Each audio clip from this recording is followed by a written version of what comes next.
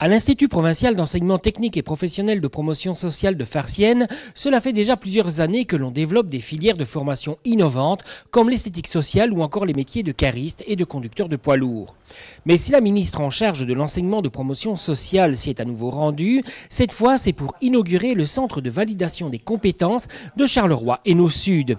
Une nouvelle manière de plaider pour une filière de qualité et qui permet de se remettre à niveau quel que soit son âge. L'enseignement de promotion sociale est un enseignement, je le rappelle toujours, mais qui permet aux adultes soit de se réorienter, soit d'avoir parfois un premier diplôme et donc de pouvoir valider des compétences qu'on a acquises, soit en formation, soit dans sa fonction antérieure, soit simplement dans sa vie.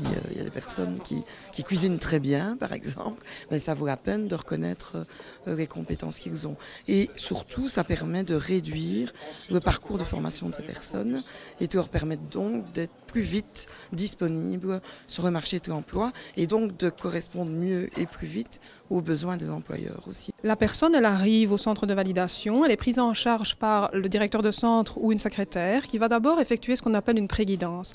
La préguidance, c'est un questionnaire pour permettre de voir si effectivement la personne, elle a cette fibre et en plus cette compétence professionnelle, moyennant des questions, mais aussi peut-être des questions plus techniques et pratiques pour voir jusqu'où la personne est capable d'effectuer cette compétence et que ça se passe très bien au niveau de la mise en situation lors de la session. Elle n'a peut-être pas suivi une formation, elle a peut-être abandonné une formation, mais elle travaille peut-être déjà et donc elle a déjà certaines compétences. Nous créons une mise en situation concrète professionnelle.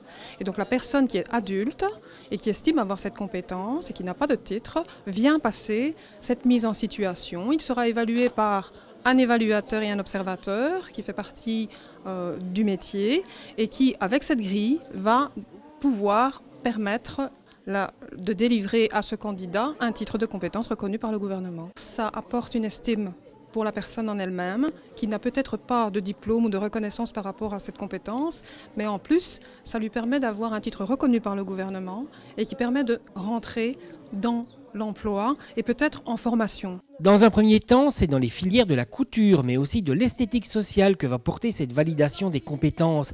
Mais tout le monde le chuchote, ce n'est qu'un début.